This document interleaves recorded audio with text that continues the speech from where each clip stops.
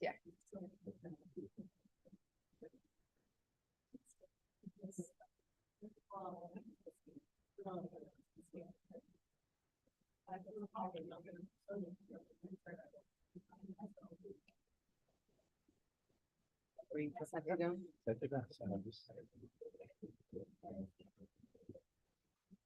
All right, good morning. So I'm Dr. Menzler. I'm one of the orthopedic surgeons here at Phoenix Children's, and today I get the pleasure of introducing our grand round speaker. So Dr. Leah Brown is a board certified fellowship trained orthopedic surgeon specializing in sports medicine. She received her Bachelor of Science in Genetics from University of Georgia, where she was a 14-time NCAA All-American, a 2-time NCAA National Gymnastics Champion, and was inducted into the University of Georgia's Circle of Honor in 2016. She earned a Doctor of Medicine at The Ohio State University and the Cleveland Clinic Foundation on a full U.S. Navy Health Professional Scholarship, followed by a surgery internship at Navy Medical Center in San Diego. Dr. Brown completed residency at the Department of Orthopedic Surgery at Naval Medical Center in San Diego and subsequently joined the center's Department of Orthopedic Surgery as faculty orthopedic surgeon. She served our country for many years, including deployments in Iraq in support of Operation Iraqi Freedom and Afghanistan as part of Operation Enduring Freedom. She's a recipient of 9 military honors and awards, including the Bronze Star, Meritorious Service Medal, and Navy Commendation Medal. She continues her military service in the U.S. Navy Reserves and as orthopedic and director of clinical operations for NMRTC San Diego. Dr. Brown is fellowship trained in orthopedic surgery specialties, including sports medicine and shoulder and elbow, completing her fellowship at Ortho Carolina in Charlotte, North Carolina. She currently works at Banner University, where she continues to be head team orthopedic surgeon for the Phoenix Mercury and assistant team orthopedic surgeon for the Phoenix Suns. She continues to be a huge fan of her Georgia Bulldogs. She loves to cheer for them in her free time with her husband, John, and her twins, Eva and Wardell. I'm honored to now introduce my dear friend and orthopedic colleague, Dr. Leah Brown.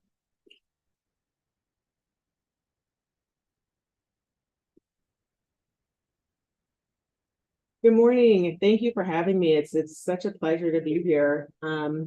It was interesting when I was trying to come up with something to speak about and thinking about the diverse crowd. Nobody's going to be, well, not maybe a few people in here would be really geeked out about some of the orthopedic stuff that I find so interesting. But I figured we would try to talk about something that really affects us all and we can all have an impact on. And I first tried to narrow it down kind of specifically for women, as that was kind of where my mind was going. And then I was thinking, this is not just a women's talk, this is a talk for everyone, because ultimately we are all the solutions to the issues that I'm going to bring up. And it's specifically about humanity and inclusion and how physicians should take back the leadership in the healthcare delivery system. We all know that we're struggling. I'm trying not to use the word failure. But a lot of times it feels that way. Just kind of a reminder, humanity, because sometimes what we do every day, we feel like there's a little loss of it at times. This is the oath that I took when I became a physician. So in all of those wonderful goals and promises that we make are becoming increasingly difficult. And, I want to make sure to emphasize that this talk is not meant to offend anyone or ostracize anyone, especially any other colleagues that really work hard to take care of our patients, because it takes a total team to do this. So much time and energy is wasted on an us versus them mentality, whether it's physicians, administration, nurses, advanced practice providers, techs. The real issue is how the business of medicine is overshadowing the purpose of medicine. And that is to maintain and restore health to those that need it by those experienced enough to do it. I've experienced medicine and delivery in a vast array of systems, whether that's the big university system, it's a big for-profit hospital system, military, austere environments, single specialty, large center, private-demics, and we're all affected. So, we all talk about kind of the burdens that physicians face in our healthcare delivery system. And we talk about how we spend so much time in the electronic health record. And so much of that is just not productive time. The physician-patient relationship is really the core of medicine, and it's really being stressed by the business of medicine. So just kind of some factors that are really burdening to us. I mean, this is really what it feels like sometimes.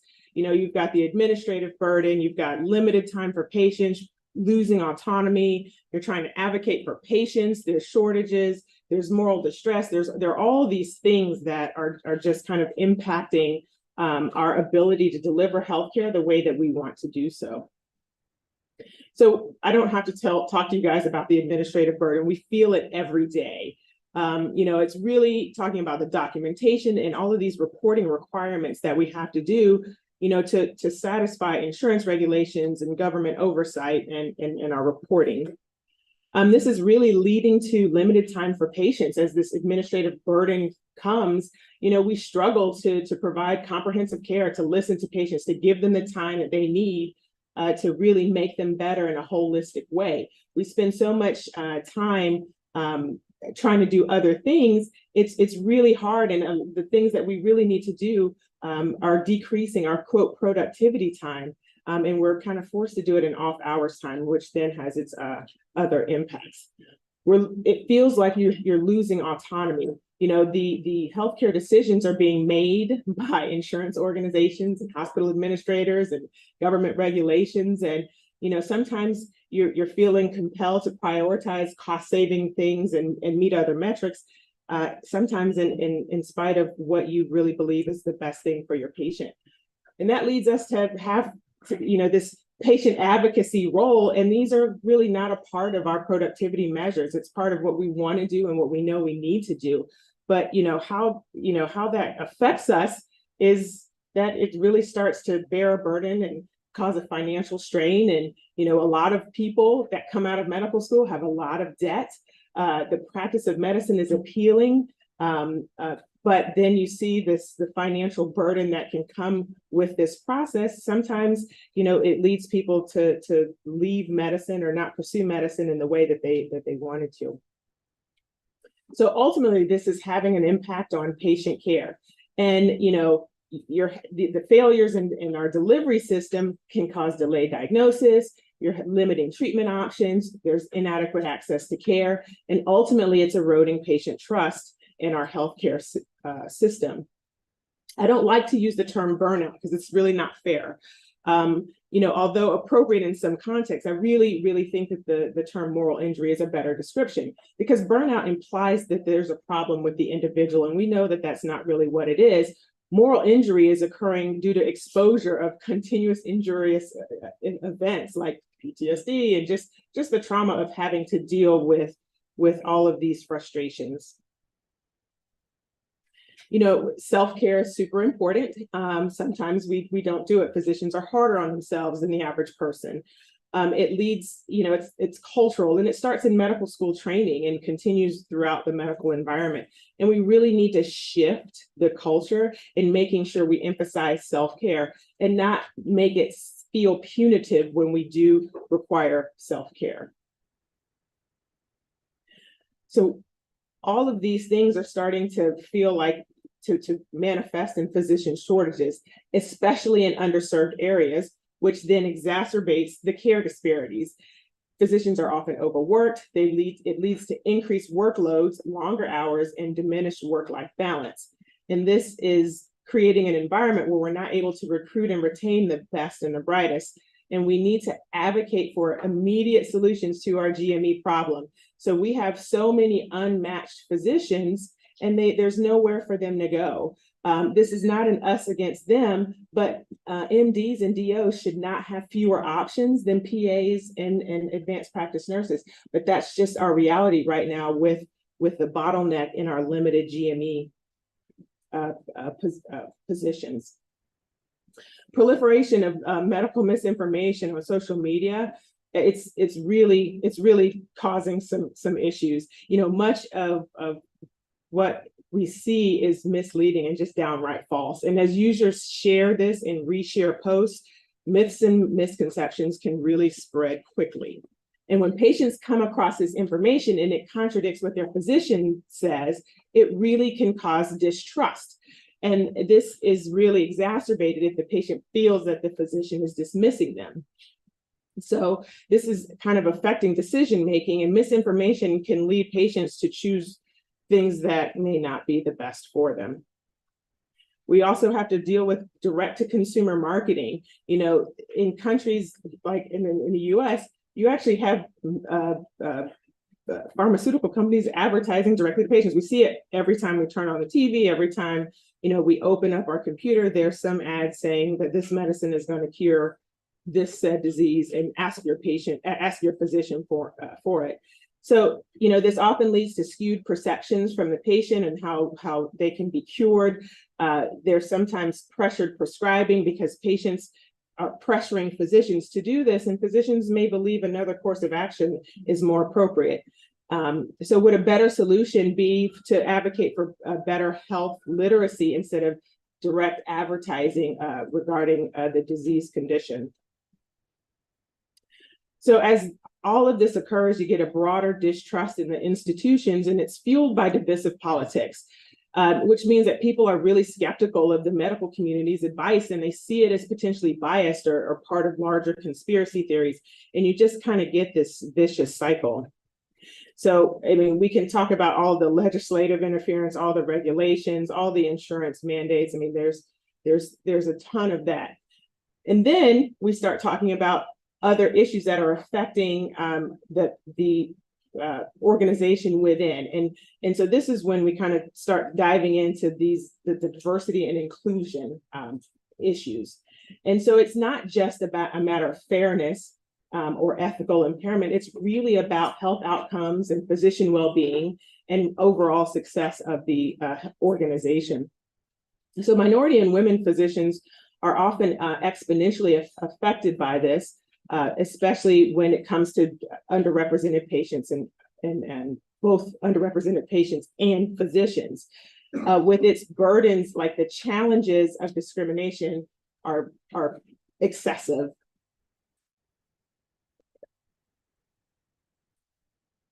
So these are just some kind of additional factors that are even more burdensome for minority physicians and women physicians. So you have different expectations with patient loads. They're often more represented in underserved areas and dealing with more complex medical and social issues due to socioeconomic disparities. And they're often expected to bridge a cultural gap or a linguistic gap. And these barriers added just kind of an additional stress, but be it both professionally and emotionally. Specifically, we can talk about the economic challenges and the financial disparities. So research has repeatedly shown that minority and women physicians earn less than their non-minority counterparts. So, and that's even after controlling for factors like specialty, experience, and patient load. So imagine if you have a stress of coming out of medical school with even more debt for other issues, then you're not making as much money. This just exacerbates over time, and over a period of a career, you can never catch up. And this is really causing some secondary stresses. And you can see these graphics. It's pretty impressive, particularly on the, you can see how the disparities are consistent across the board. This can also lead to barriers in professional advancement. Specifically, this is a graph regarding a poll taken from African-American medical students, and they feel that they have fewer opportunities because mentorship may not be available, or they don't have access to influential networks, which may limit their potential for their professional growth.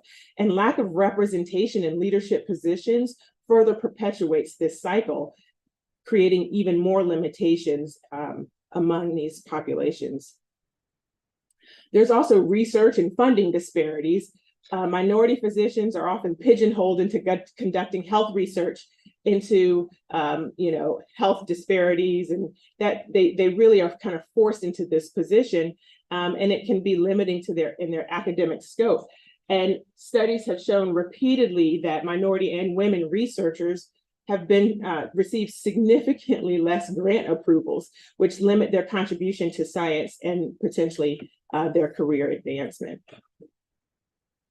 So all of this cumulative effect impacts wellness and can really push burnout in these members and women and minority physicians. So ultimately, addressing these disproportionate burdens is not just about equity, it's essential for the health of the entire system. So we talk about these problems. So, what are some of the solutions? Well, I mean, they seem to be pretty easy, but we haven't accomplished it yet. So we can talk about transparency and really creating an equal pay system. We can have targeted mentorship programs. We need to increase their representation in leadership.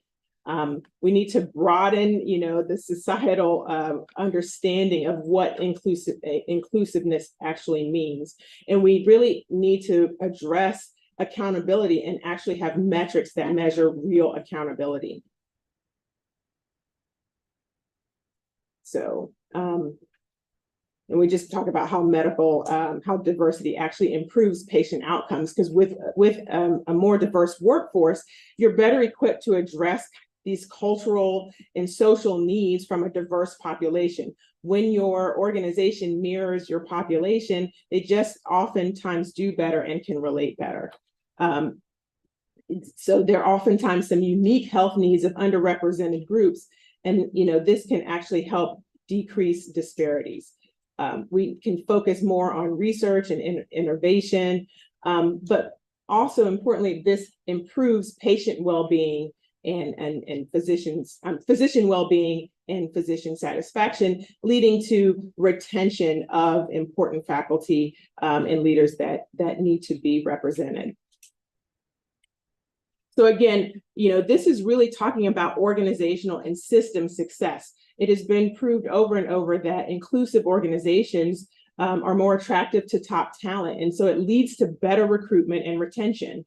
It shows that diverse organizations outperform the non-diverse organizations, and they can better identify potential risks, including medical errors, misdiagnoses, and patient dissatisfaction. And this is really because they can view it from a different lens. And when you have multiple perspectives, then you can better address problems.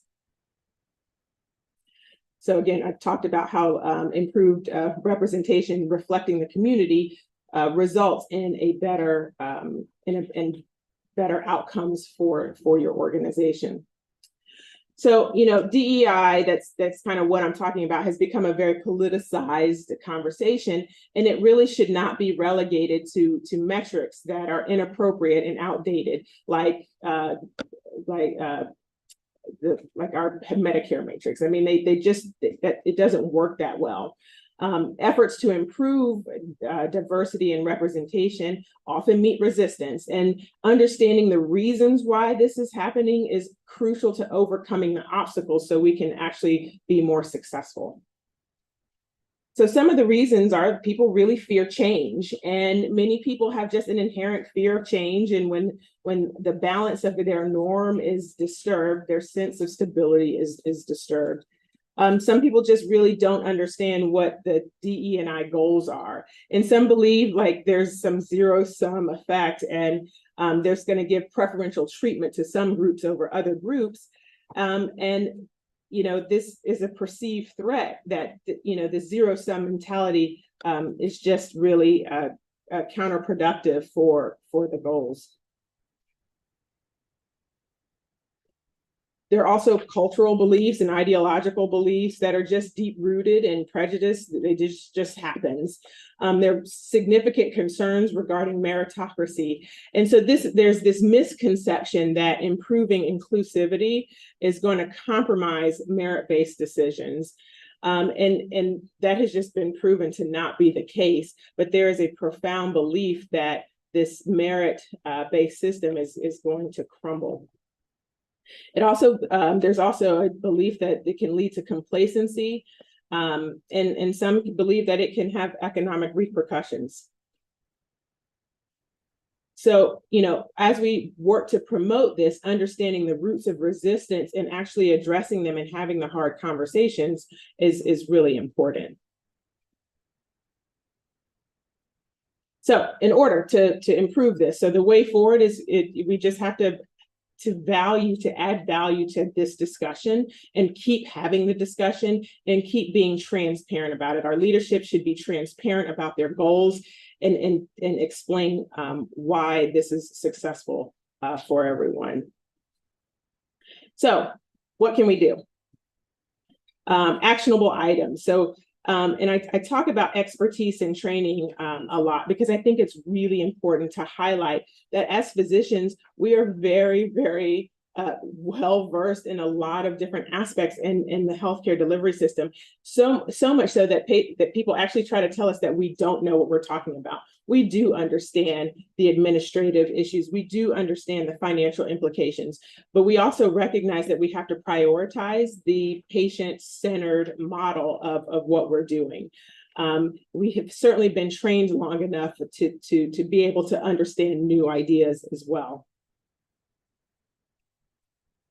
So we have to continue to emphasize the physician-patient relationship as the core of what healthcare delivery is about and not just the bottom line.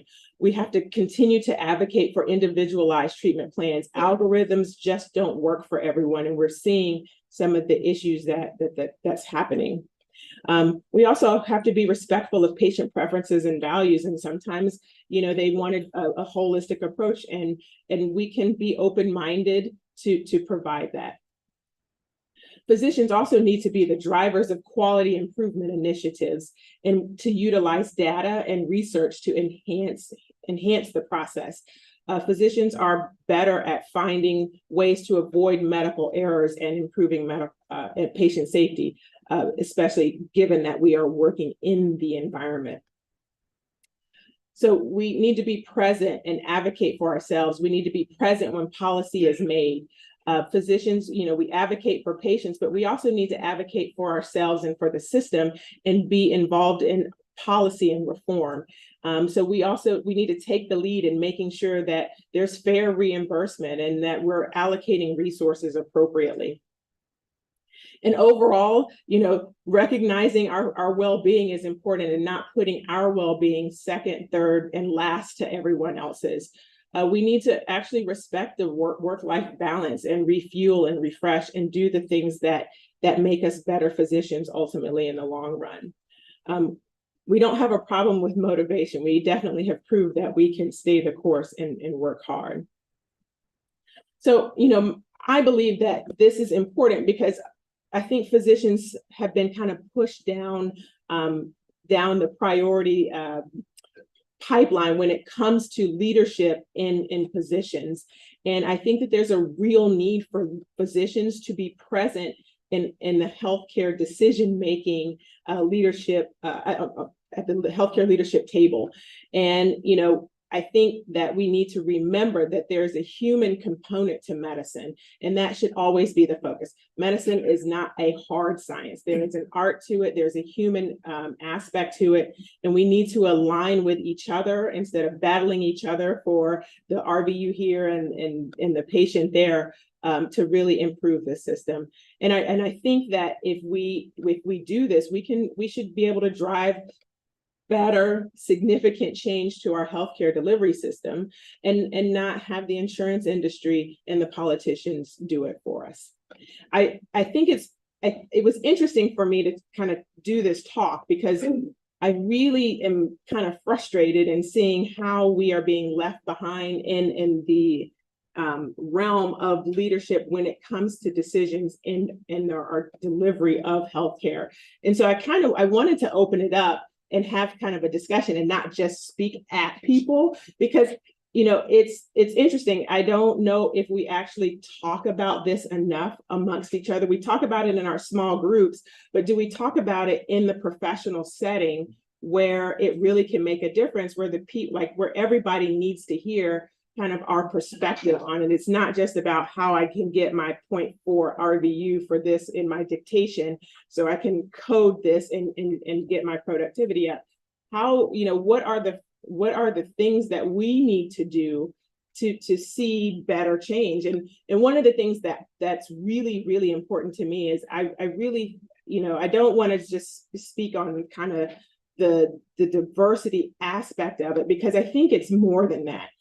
Because I think diversity oftentimes gets pigeonholed to a certain racial or gender demographic, and that's not what diversity is about. Diversity is really about a diversity of thought. We need older opinions, we need experienced opinions, so that's age. We need newer opinions to keep up with what is going on. Like I can't do social media. I don't understand it. It does not work. I'm not going to get my patients through social media. We need people like that. We need geographic representation. We need all of these things represented so we can better understand the gaps in care that we have.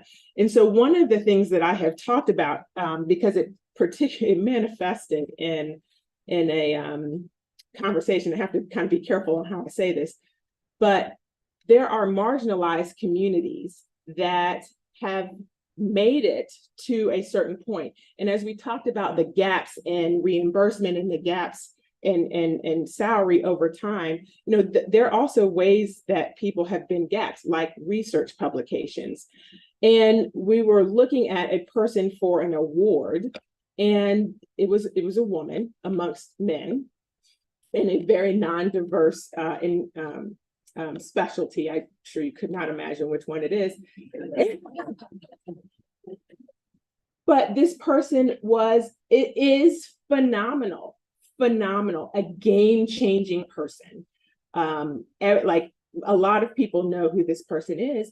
And when it came to the metrics for this award, this person didn't meet the metrics. And it was she didn't meet some very hardcore metrics, and they were peer-reviewed publications. Well, they weren't publishing women back then. And that is not a metric that she can change. That does not negate the fact that she had incredible influence in our in our in our specialty at the time. She had a whole lot of other types of things: publications in magazines, interviews, advocacies, community service, all of these things. The mentoring that she did was immense. And there was, so this one metric that she can't change because society did not allow her to have this metric. How do we account for that? Because what was so frustrating is trying to advocate for this person, and somebody wanted just to tell me about metrics. Well, that's not fair. And we have to be honest about what is fair.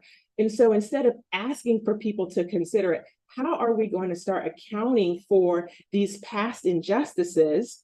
Because she had to deal with barriers that none of the other people written up for this award had to bear. Is that not fair? Is that fair? Because that's not just kind of this one little extra point because, oh, she had to deal with this. She had obstacle after obstacle for decades. So how do we account for that? So I think that those are the discussions that we need to have. Honestly, they're hard discussions, but we need to have all kinds of representation in the room, because does it last forever? How do, I'm a numbers person. Metrics are important. You can't just throw them all out, but you can't be subjective one time and then be objective the other time.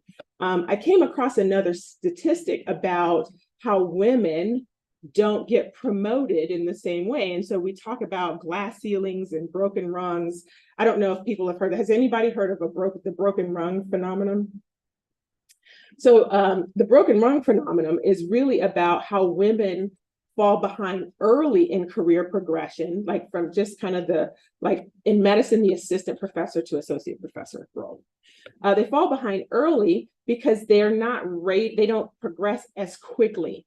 And a lot of the voting, and this happens in the corporate world as well, which is where the term comes from. But as they're climbing the ladder, the rung is broken because they're rated poorly when it comes to potential. So, interesting statistic, higher performance ratings. So if you take a man and a woman at a kind of not entry level, but early in their career, it found that women are graded or judged based on what they have accomplished. Men are judged based on what potential they have. If you think about that, that's just unfair. It's unfair, and you can see how it skews the progression, right? So if a woman has had to already do more at the same point, then that's a failure. So that's the first broken rung. So you have people falling out of the pipeline, which then, of course, then there's the glass ceiling conversation that I think more people know about. So it's just, we have to be able to address these problems in multiple ways. So I thought those were some interesting things that I came across as I was trying to put together this topic. It's a lot. I have a lot more slides, but I wanted to put it out there for you guys. What are some things that you think we can do better, or just have a hard conversation about in addressing either, failures in our delivery, healthcare delivery, or how we progress people the right way?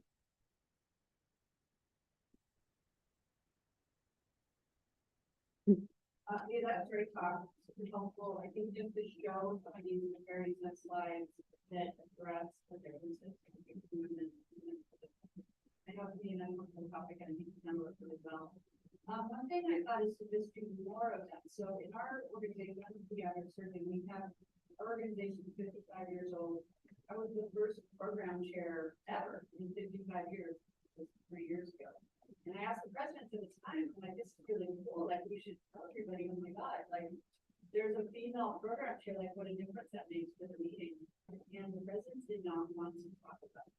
And so what we did is we put together an abstract, and it's being presented in May, of all the program chairs of every committee of our organization, just to see, like, what other committees don't have female, do not have female chairs. How many female chairs are there? And it's interesting to come on the program committee still. The program committee itself was super thrilled about sending that information. So I think it's just this visibility. And I wonder if, like, just really showing people over and over again how to motivate, things like that. I don't know what your thoughts on that type of, I guess, hammering it. I think it is. And so this is where it's really important to hear from our male colleagues, because, I feel it's hard. As you see, my family is a little diverse here. And so I ask my husband all the time when I'm complaining about X, Y, or Z, or I present some statistic. And I was like, does it feel like I always am attacking, like, you, like, personally? Like, are you taking this personally in my frustration? And he's like,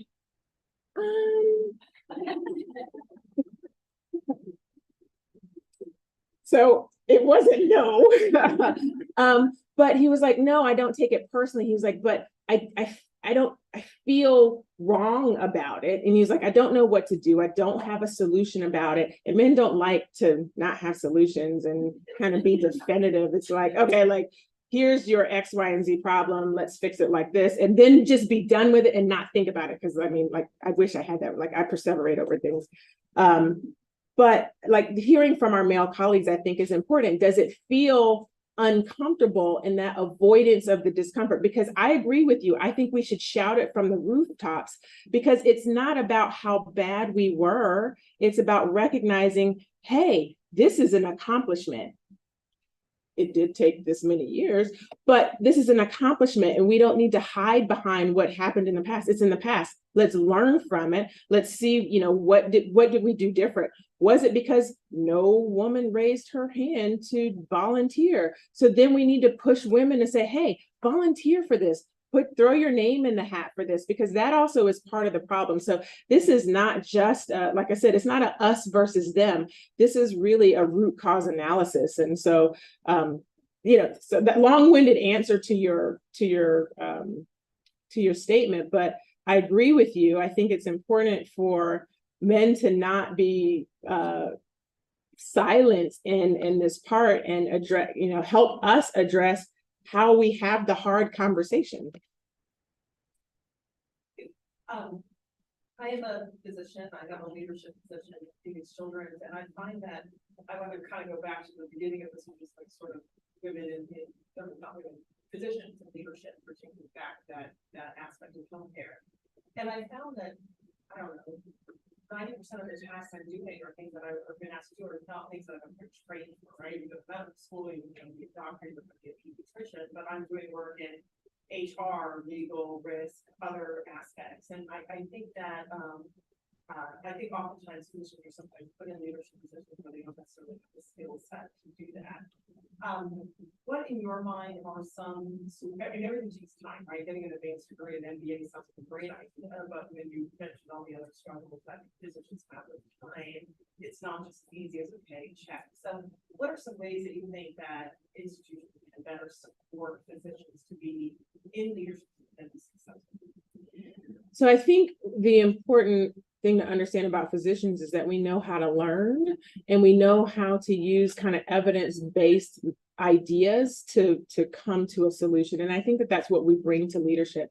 I don't think we should be in HR at all. Please don't do that to me. But I think I think instead of having physicians manage an HR problem or a risk management problem, I think physicians being on a board or a panel or being, you know, in that kind of advisory capacity to bring awareness on how to approach the problem is where we have the advantage, I think, over some other people. But you're right. I mean, I think the hard part is as a physician, we're given a problem, we're asked to solve it, we expect a definitive answer, and sometimes that's just not it. Even when we explain that to our patients, sometimes that just doesn't happen. I think sometimes that can be it as well.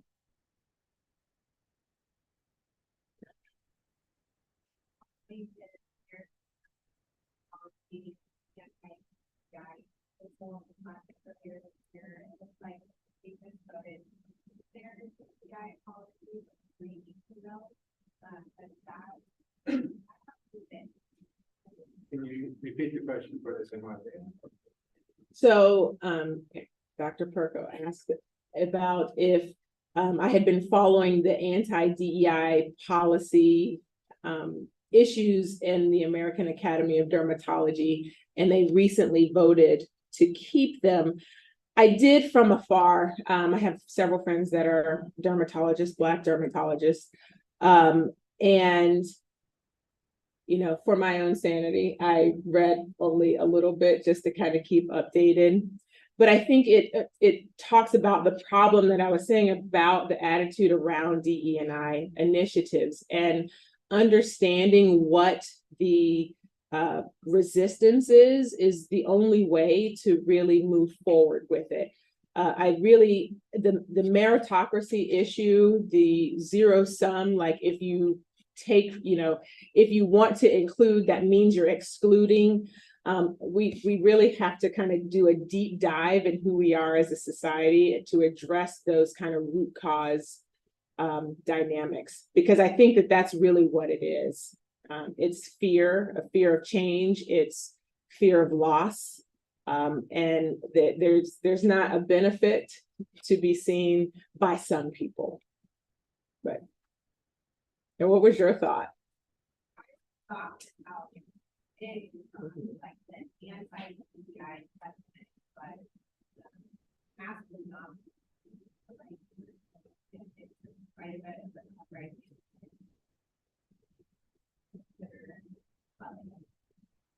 It's become kind of the politicized bad word.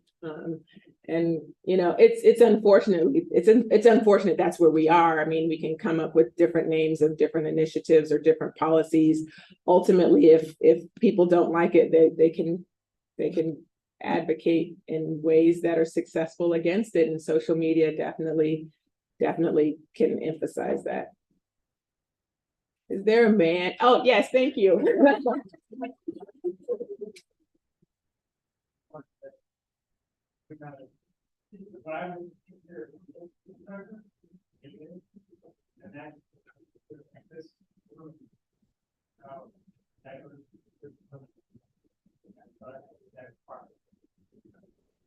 Yeah, I'll add to that.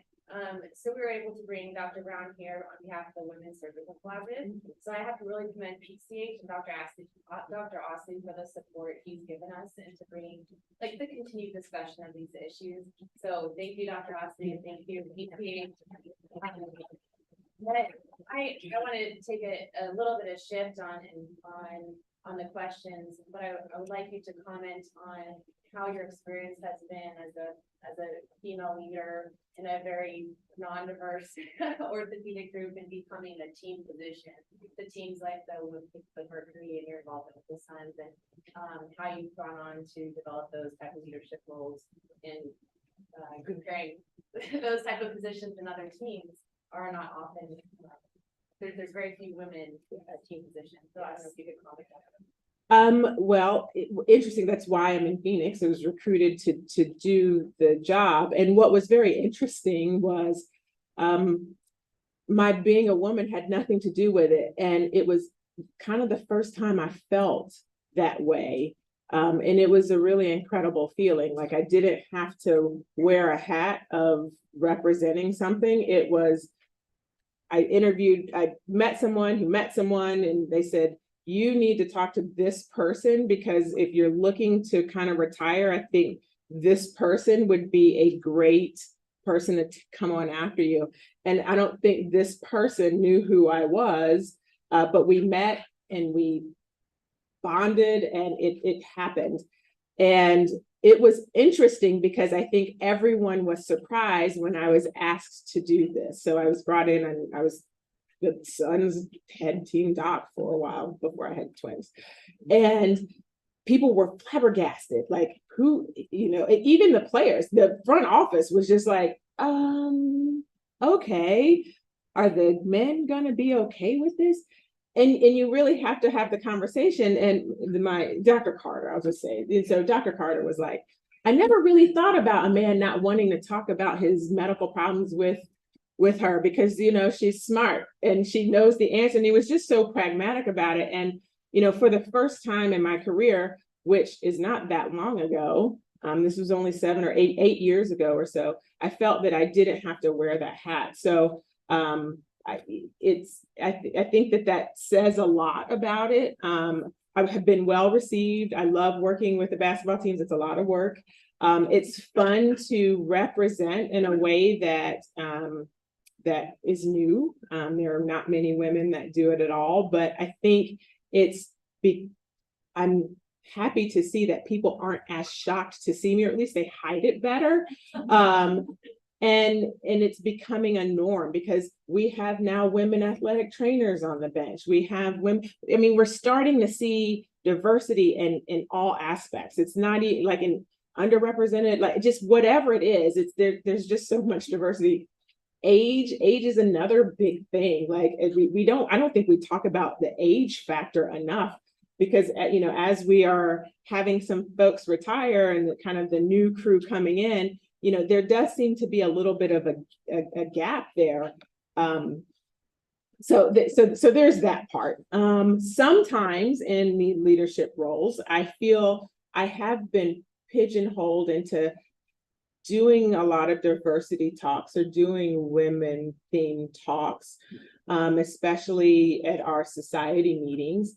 And, we really are trying to say, hey, I have a really great patellofemoral conversation. I can really do articular cartilage, but somebody has to do it, because the conversation has to happen. And I am comfortable enough when I want to be to have the hard conversation. So it just kind of comes with the territory. And so just like I am asking other people that may not look like me to kind of sit in a little discomfort so we can help solve a problem, I'm willing to contribute to that, as long as people do respect the fact that I sit in that uncomfortable position a lot.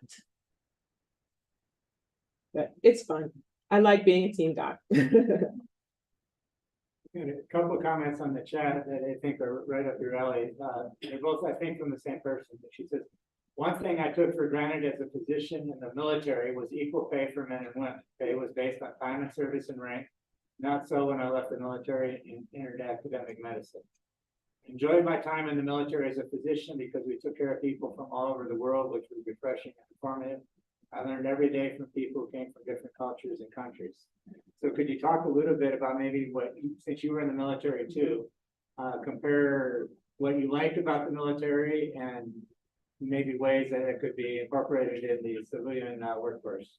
I love transparency. Transparency makes things so easy. And so when you meet time metrics and you meet promotion metrics, that's kind of what it is. And I love that. I loved not having to think about productivity in a way that we have to think of productivity here.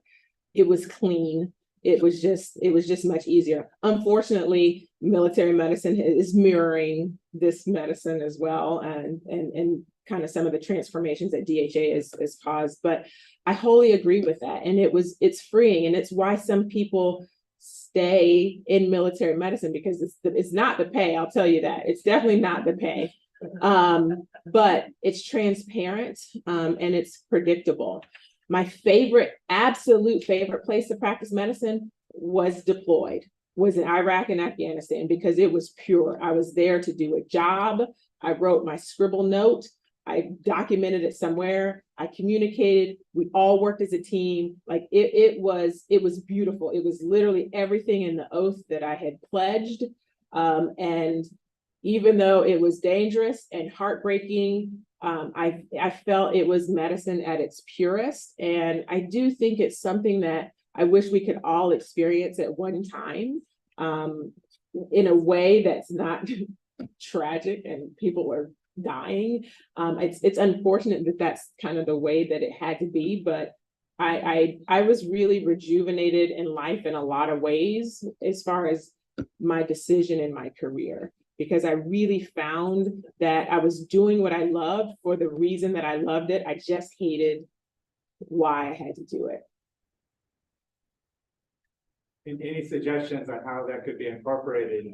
I mean, the transparency and all that, I guess. I mean, I don't think transparency is hard. I think it just has to be a decision and a commitment. And, there's a reason why it's not transparent. And if we actually say the reason why it's not transparent, then we get to the root of the problem. Let's say it. Let's say why we don't pay people the same way. They're not incentivized to. There's a reason that they don't, because they can get away with it and they can continue to get away with it. But it has to be like a unified demand that they do it, because I don't think, women and minorities are kind of the easy targets to see, but it probably affects its geographic, it's able-bodied. I mean, as far as people who are most burdened, disabled women are up there with Black women. I mean, tremendously burdened with some of these strategies. So I think transparency and having the hard question is it. I think that the financial aspect is part of the reason it's going to be hard to incorporate the way that we did military medicine. Would going to a one-payer system be the right thing?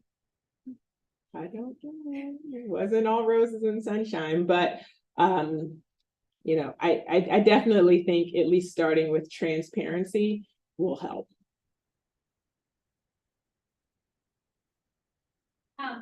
You mentioned that sometimes the metrics are not valuing everything that people do, and that there's blind spots within that. How do you think we push to include more things as we're looking at promotion or leadership positions, such as advocacy or academic work or other things that aren't fitting like what's in current metrics? We have to demand it. I think now, because we've tried to work around it a lot of times and just ask for people's consideration. I think you just have to have the hard conversation and reset the metrics and have accountability metrics for things, for burdens that some people face that other people don't face. I mean, some of it is about your demographic, gender, but some of it's geographic. I mean, people raised in rural places that don't have access to things, their life is so different. Like, it's so different in a way that I couldn't imagine. I was speaking to someone who grew up on a farm and like somewhere in Wyoming, and there was just they were not close to anything, and their whole life was different. I mean, that's a challenge. That is definitely a challenge that I think should be considered. There's a concept of invisible work as well, and maybe we actually just give that a metric.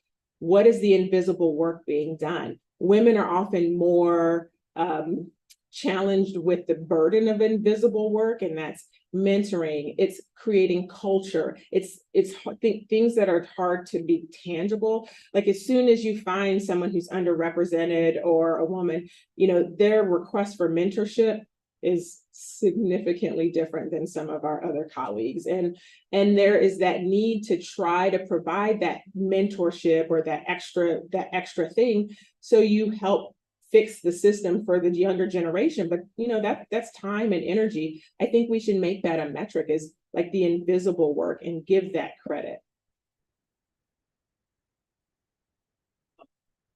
It's a little bit difficult for me to talk about, but probably one of the most vocal opponents to affirmative action was Clarence Thomas, and he was likely the beneficiary of it, as was I. But his argument was that his entire career he's been dogged by this asterisk. That the reason he was the second Black Supreme Court justice was because he was Black.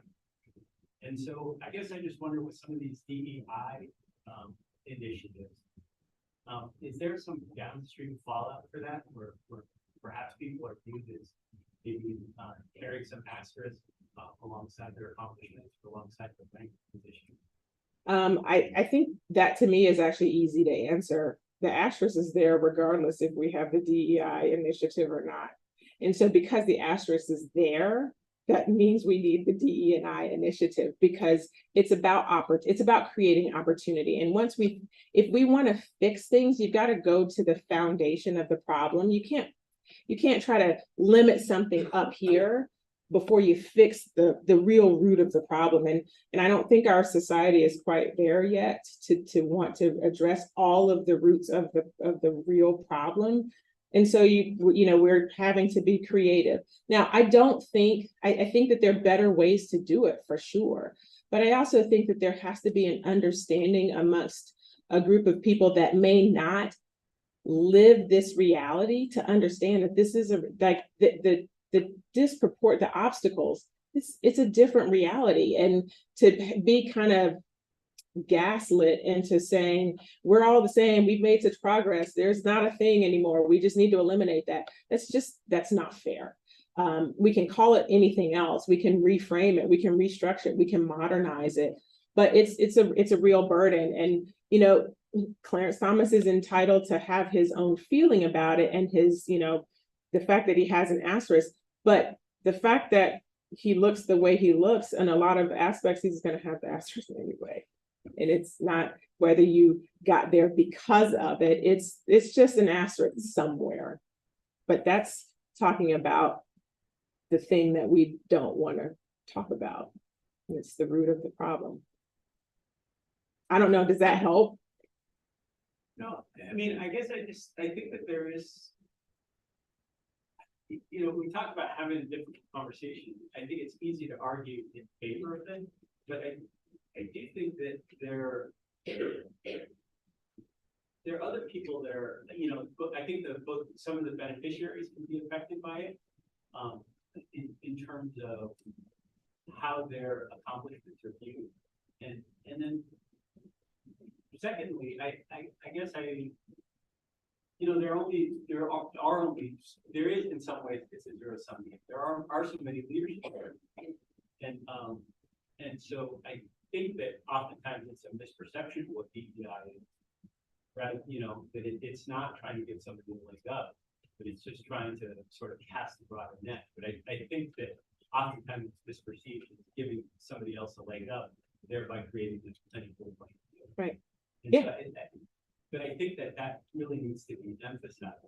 And I think it oftentimes gets twisted around as being something other than And I think it oftentimes then also winds up getting packaged in with, you know, affirmative action sorts of things where it might get the DEI is something that's very different, but oftentimes it gets misconstrued as just being affirmative action impacted. Right. I mean, I wholly agree with you, and that's why I keep trying to emphasize diversity of thought and perspective versus just an affirmative action. And, you know, the two aren't the same. You can kind of talk about them in similar lights in some facets of it, but they're definitely not the same.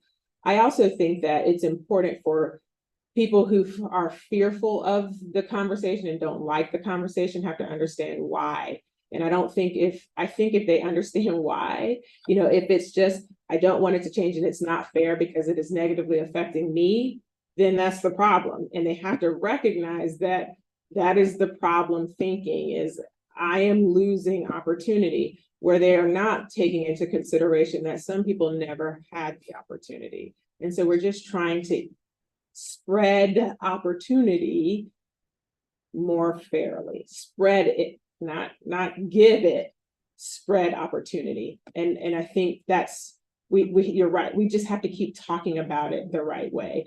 But, you know, if someone has an asterisk, if someone thinks that I got here because someone let me in, then that's a whole different problem of thinking. I have a whole other talk about DE&I that is, if people think that I am a DEI success story, then they're thinking about DEI totally wrong. I am a DEI failure. I am a success in spite of the processes, because the processes tried to break me so many times down the way. And so we have to, like, those are the conversations that we have to have. So yay, I'm here. I'm so happy to be here. And there's so many advocates that I had that look all kinds of ways, but I'm here in spite of the system. I really like the take of that, because when you were saying that, made me think, isn't that exactly what the whole voice club is? Like, that term is just like opening the doors, right? As opposed to having to do something else, having to those doors being closed. And just like one other comment in your slides that was talking about the different specialties in medicine, and that disparity in pay is the greatest in the cervical subspecialties, and that just thinking about what can we do differently. I know we're not all surgeons in here, but there are things that are, and that we're falling behind because I think that or we are behind, because that disparity is great. And like for our national meeting, you know, like craniofacial surgeons, I interviewed the fellowship with 50-50 females, and there was not a single speaker that was female at our national meeting last year, and there has never been a female president. And there is a lot of gender tension, and all the women that I interviewed with are not at the meeting. Like, they're getting weeded out because it's hard to keep fighting the fight, you know. And so maybe it's something about looking at what other groups are doing better than us to catch up. Question, I think one of the important things that you said was that the asterisk is there. Like, speaking, I guess my question is how we overcome that asterisk. But I feel like you mentioned, it starts early on in training. Like, if you're going to my med school advisor's office and then asking me how many times did I fail step one, and it's like I've never even taken step one, so never. And like constantly having to be kind of call attention to myself or almost brag about the good deed I did, because I feel like it almost goes unnoticed so much that I feel like I may lose out on opportunity if I don't call attention to myself, but not calling too much attention to myself, and finding that perfect balance between notice that I did this so that I can get something, because I need to put something on my CV so I can move forward in my career. So how do you, I guess, like, navigate that? How do you move yourself up when you feel like your asterisk is kind of, you're hiding behind a hard asterisk? I think it's having the hard conversations, and just like, I don't know your name, sorry, but just like you discussed, it's having the hard conversations, but like really addressing the thing that's kind of hard to qualify. And that is that there's certain interactions that because you are who you are, you don't have the burden. So I will give an example that is very different. I am athletic and unfortunately middle-aged now and things are changing, but I've never had to worry about my weight. Like literally, I've never had to worry about my weight. I exercise, I'm active, kind of want, I did. So my perspective on weight management is different than someone who has had to worry about their weight their whole life with every activity. I don't feel that. I don't understand it. And it could be very easy for me to have less empathy for it. And I just try to put it in a framework that's not about race or gender, because that seems to be so uncomfortable for people. But, you know, I have to check myself when someone is talking about weight things. I was like, just eat better and healthy and go move or something. But that's not it. It's kind of the same thinking with, okay, so these people have a certain asterisk or they're burdened in a different way. So just like she was saying, every interaction that a person from an underrepresented class has, there's so much thought and emotional exercise that goes with every interaction. How do I receive criticism? Okay, so if somebody I feel has treated me unfairly, how do I receive this criticism? Is it fair criticism? Is it unfair criticism? Are they right in spite of them still treating me like garbage? How do I fix it for them? Do I actually address it? Do I do that? Like, and my husband was like, I don't think about any of that. Like, none of my interactions involve all this complexity of thought. And I'm like, every interaction that I have in certain spaces is complex and it's emotionally burdensome.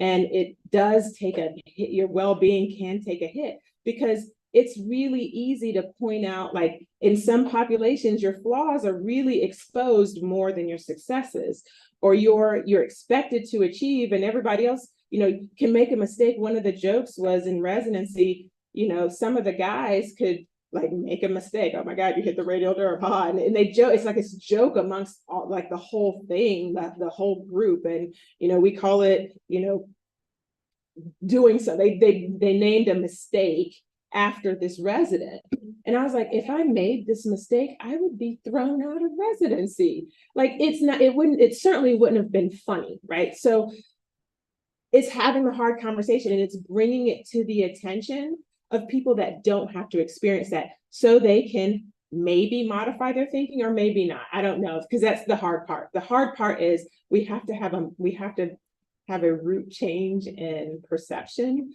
of what this is really about. So, you know, inclusivity, consideration for kind of past things. Everyone's path looks a little bit different, but I don't think that there's one right way to a path. Like this male metric for the award winner that I wanted, that metric wasn't fitting for that person who is definitely worth the award. And how do we fix that? And I don't have the answer to that. I think discussions like this are how we get to it. We have time. All right, well, I think that's time. So thank you for joining us. Thank you, Dr. Brown, for being with us.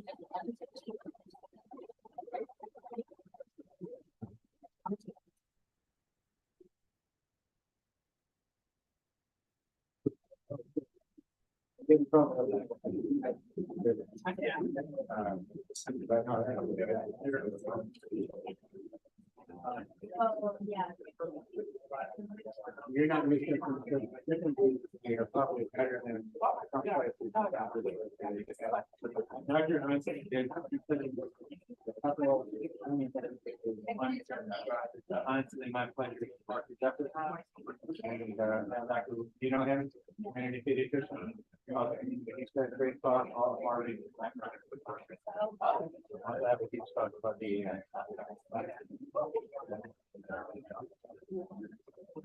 I think for time and good for that.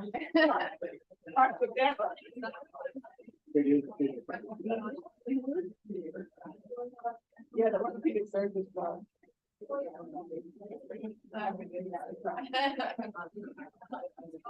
Let me,